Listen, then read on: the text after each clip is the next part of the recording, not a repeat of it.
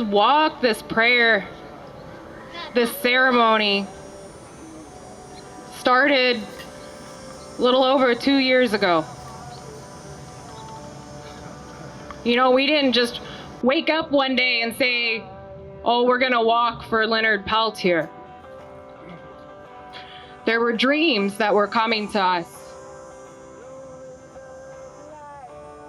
The dreams that were coming to me,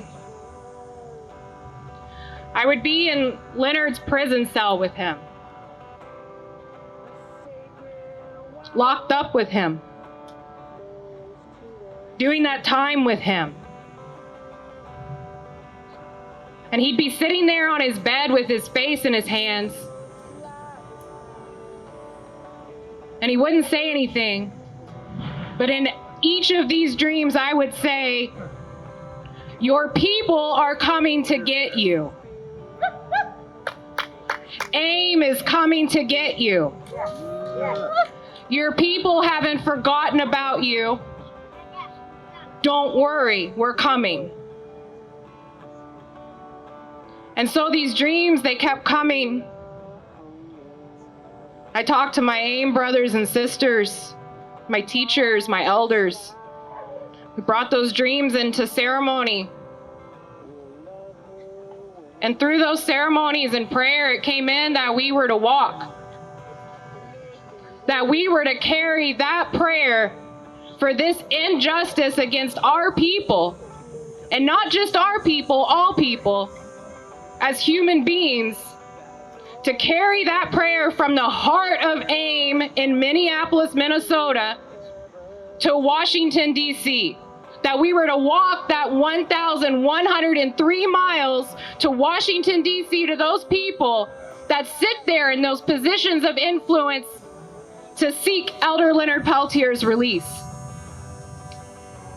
For this prayer, for our drums, for our chanupas, our pipes, these eagle staffs, the Creator and our helpers, to help us carry that prayer so that they have no choice but to listen to us, that they have no choice but to hear our words, that they have no choice for this prayer and this ceremony to touch their hearts and their minds and their spirits. We're talking about the presidential administration of these invaders, these colonizers that came, that forced this genocide upon our people. This war, this spiritual war that we have been in for over 532 years.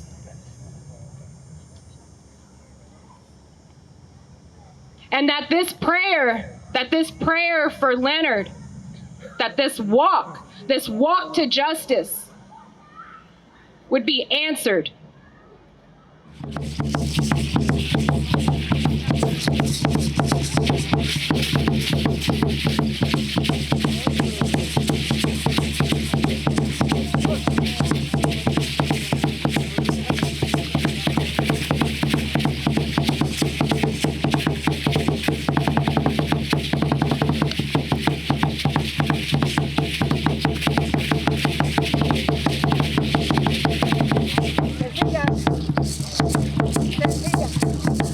Well, Leonard Peltier was falsely accused of killing 2 FBI agents on June 26, 1975.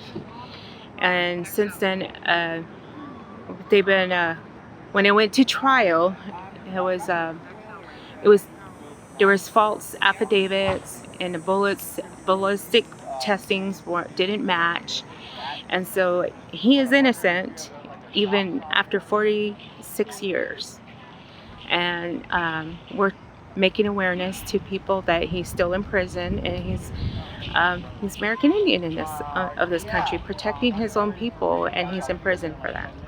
And I know that FBI and CIA and governmental securities groups, I know there was infiltration. I know that there were plants. I know that there were false testimonies given. I know, we know all that. That's part of the the facts that, you know, this case is based off of. The time is now, you know. People say, why do you do this? And we say, why doesn't everybody do this? This is the time. And that's why, you know, when Rachel stepped up and she called for this walk, you know, it's time. It's time to get our elder out of prison. A lot of people don't know that he has grandchildren, great-grandchildren, not only his children. I'm the last of his kids. And so making awareness is very, you know, vital to us, because there's a whole new generation that doesn't know about political prisoners and falsely accused back in the 70s. So I'm lucky enough and honored to be cooking all traditional foods along the route for all of our relatives that are walking and joining us. We have a core group, so I'm going to look after our core group and feed them. I brought in some elk and bison all the way from my traditional territory, and also brought in all kinds of wild rice. We also have berries and corn, our traditional feast food. So it's about feeding our spirits, feeding ourselves physically, mentally, emotionally, and spiritually. So I'm honored to be cooking, and I've been coordinating with Rachel for the last 2 years on the Peltier Walk. And as she says, he's one of our relatives and he's not forgotten, and we want to bring him home. I read about Leonard and heard about Leonard way back when I was just a young girl, and I just remember hearing all of the stuff around it. And for me, as I grew into the movement and grew into sovereignty and actions, really understanding the narrative that's created, that false narrative from, again, that settler nation that's really trying to vilify us as Native people. You know, we're all activists, we're all protecting our territories, we're protecting our next 7 generations. And that's what's key. And when I look at Leonard, you know, he's the longest Indigenous political prisoner that's being held in jail. You know, he has this huge public image that people all across the nation know who Leonard is.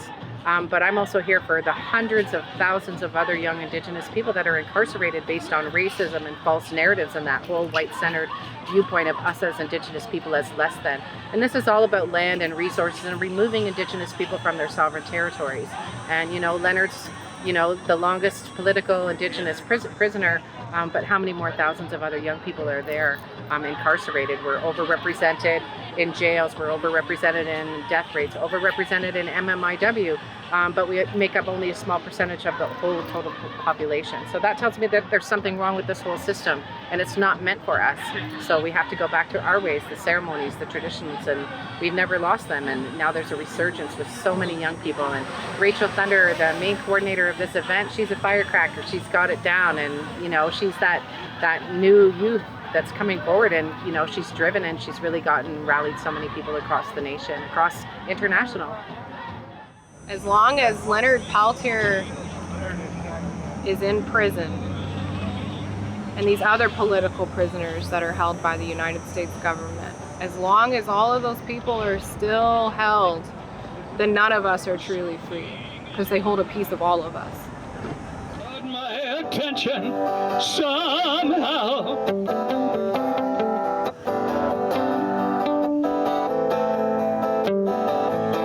And in the stillness of the morning sun, I remember your name.